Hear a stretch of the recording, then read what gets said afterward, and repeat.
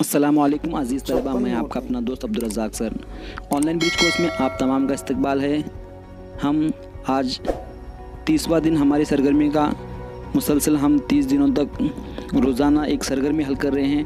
आज हम दूसरी जांच देंगे। 15 दिनों के बाद हमने पहली जांच दी थी, अब हमारे 30 दिन मुकम्मल हो चुके हैं, तो आज हम दूसरी जांच देंगे। आज की इस जांच का उन्वान है, यानी मज़मून है, माहौल का मुतालिया अव्वल। अमली खाका नंबर 8 से 17 इनके दरमियान आपकी जांच ली जाएंगी। हमने सारी सरगर्मियाँ मुकम्मल कर चुके हैं। इसका वक्त रहेगा 30 मिनट और नंबरात रहेंगे 10 सवालात होंगे। जमात चाहरुम की ये टेस्ट है, तो मैं आपको सवालात पढ़कर सुनाता हूँ। उसके बाद आपने क्या करना है, उसके सवालात के जवाबात आपने लिखना है। आपकी यही आज की टेस्ट है। आपने हो सके तो कॉपी में लिखना है या फिर इसका ज़ेरॉक्स करा कर आप इसमें भी लिख सकते हैं। देखिए, सबसे पहले सवाल क्या है, मंदरजे झील सवाल के जवाब दीजिए। यानी हर एक के लिए 1 नंबर है, 10 सवालात हैं। पहला सवाल क्या है, देखिए, सांस लेना किसे कहते हैं? सांस लेना किसे कहते हैं?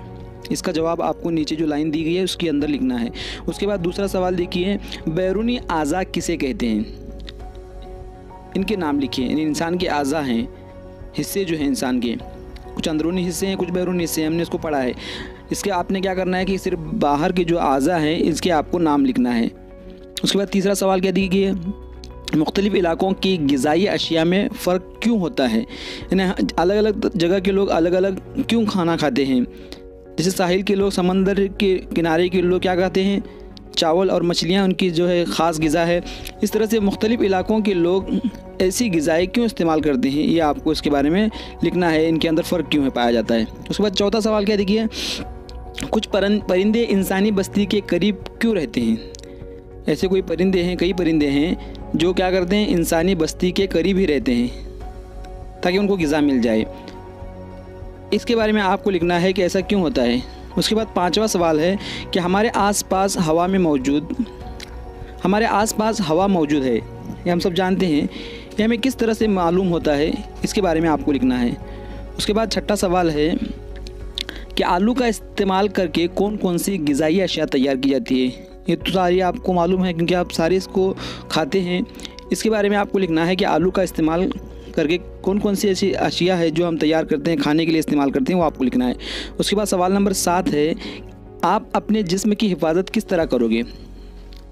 हमारा जिस्म जो है एक अनमोल चीज़ है, इसकी हिफाजत करना हमारी ज़िम्मेदारी है। अब इसको आप किस तरह से इसकी हिफाजत करेंगे, इसके बारे में आपको लिखना है। उसके बाद सवाल नंबर 8 है कि दर्ज झील में दी गई अशिया में से पानी में हल पजीर अशिया कौन सी है, लिखिए। इसको भी हमने कल ही पढ़ा था कि पानी में कौन सी चीज़ें मिलती हैं और कौन सी चीज़ें नहीं मिलती हैं, उसके बारे में लिखना है। यहाँ पर दिया गया है कि रवा है, रेत है, नमक है, शक्कर है, कील है, आटा, कागज़, मिट्टी, रंगोली, इनमें से कौन सी चीज़ें पानी में मिल जाती हैं, नज़र नहीं आती, वो लिखना है। उसके बाद देखिए 9वां सवाल, नबातात को सूरज की रोशनी, हवा, पानी न मिले तो क्या होगा? नबातात जो हैं इनको सूरज की रोशनी, हवा, पानी न मिले तो क्या होगा, इसके बारे में आपको लिखना है। उसके बाद आखिरी सवाल है 10 नंबर का सवाल, गर्म तवे पर पानी की कुछ बूंदें डाली जाए तो क्या होगा? ये हमने इसका मुशाहिदा किया था, तजुर्बा किया था।